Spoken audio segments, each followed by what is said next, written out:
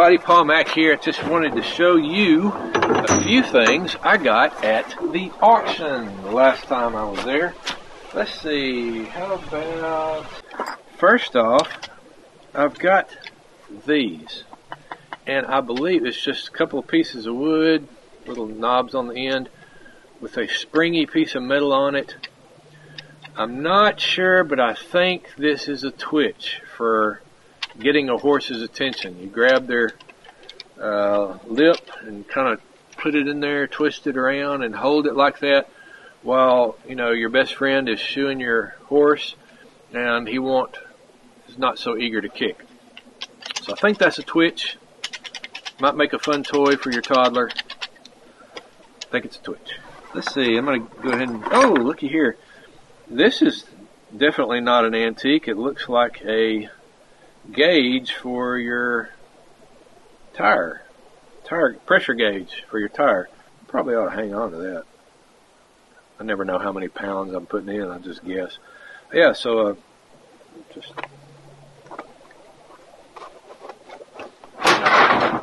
here's another box of stuff here. I have a fiberglass power drive. It's one of them soft hammers you can hit stuff and not hurt it. Because I still don't want to be hitting the head with one of these. And then a hacksaw, a little bit older model hacksaw blade. Looks like it's in decent shape.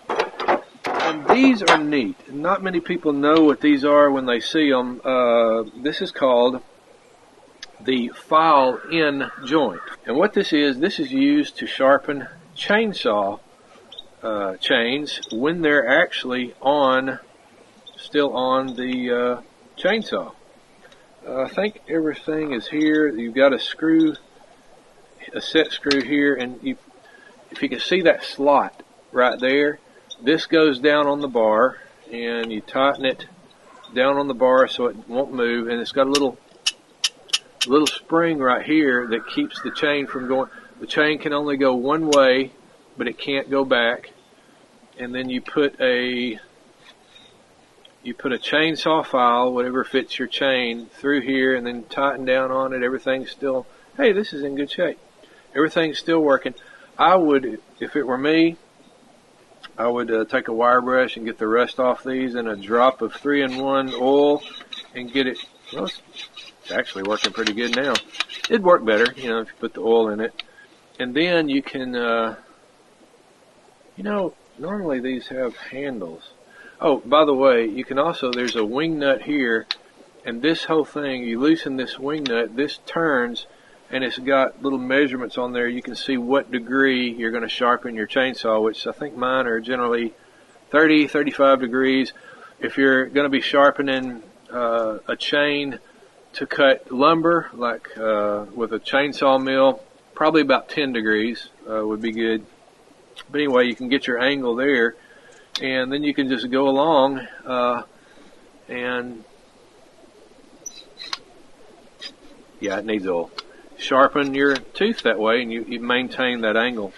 I sharpen mine by hand with a chain and a vise. That seems to be the easiest way. And then after a while, when they get pretty bad shape, after several sharpenings by hand, I might take them to my electric grinder and get them trued up again. But anyway, this is neat. This is good. I recommend everybody has one at least. And I have looky here, I got a sickle. I've got a sickle. That's even got a hole to hang it on the wall with. The handle is in great shape. It's riveted on there with rivets. And it's got, sickles usually have, like this one does, a bevel on one side, and rather than using a flat file to sharpen these, you'll want to use a round file, kind of like a chainsaw file, and you can get that nice and sharp. And then maybe a stone, like an Arkansas stone, or a stone that you sharpen a sickle or a scythe with, and hone that down, and you can cut your grass with it. This, my grandma, I've told you this before, my grandma would get down on her hands and knees in a cotton dress and use this to, basically before weed eaters were invented, string trimmers were invented, and she would mow the grass around her, or cut the grass around her clothesline or wash pot or just whatever. And, you know, she hired me to come cut her grass, and, you know, and paid me real good, but yet she'd get out there and work just as hard as I would. You know, that's what grandmas do, I guess. Sickle. Oh, looks like a drawbar for it's blue. Must be a Ford. I can't read it. But it's either a drawbar or a very awkward paperweight for your desk. I got an old helmet. Might be a military helmet. Price tag has been eaten by a silverfish, so we'll never know what they thought it was worth. And it's metal. Is this World War I? It's got still got the insides on it, riveted in there with cloth. Let's see what we got here. This.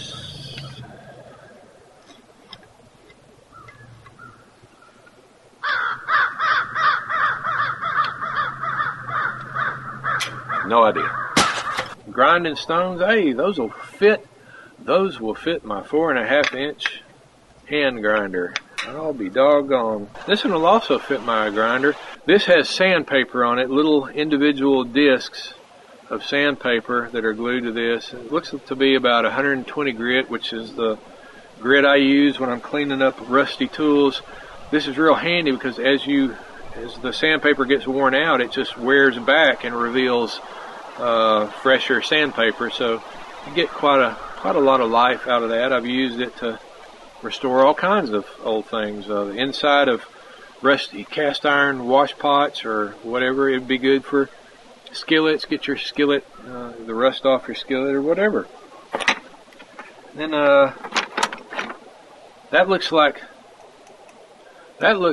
a hole punch for leather. I'm not sure it would work anymore. It doesn't look like it's very sharp. Normally you see them with several sizes on it. It looks like this is one size, probably for repairing harness back in the day. And a pair of pliers that don't meet at the end. Wonder what that's for. That'd come in useful for something, I just don't know what. And a blade for probably a weed eater. Right, man, here's a big iron tamp. It's kind of got a little bend to it. These are so useful for setting post hole. Every farmer has to have one of these. This is the pointy end for, you know, you're digging a post hole, you hit a big rock, and you can drive that down in there and pry rocks up or just whatever. And it's got to have it's heavy. It's got to have some weight to it for it to be effective, which this one certainly does.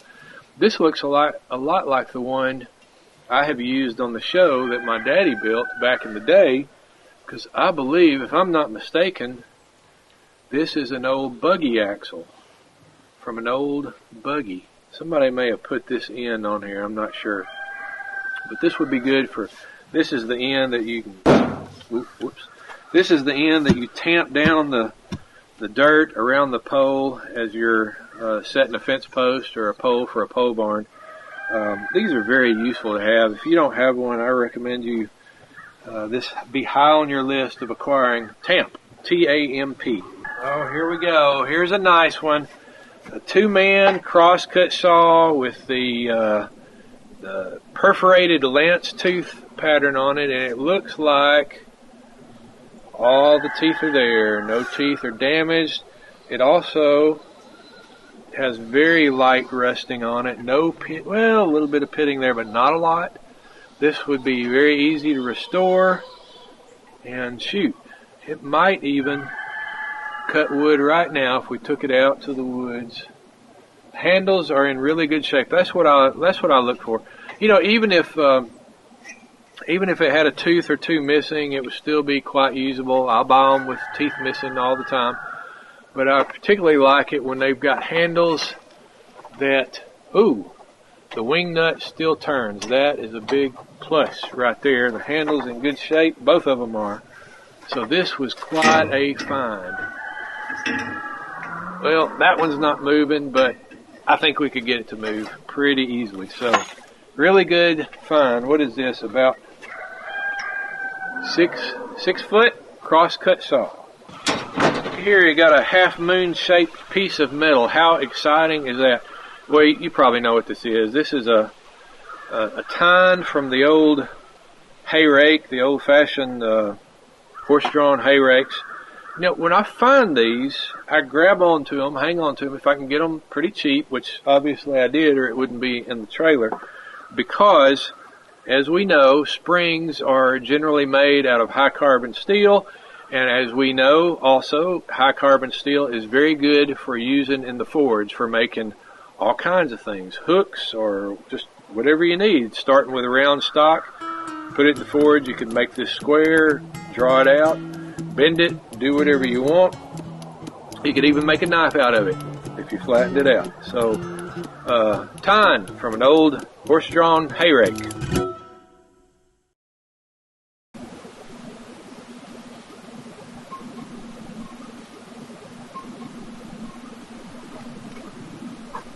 I could go logging with this, I guess. Vintage 1917.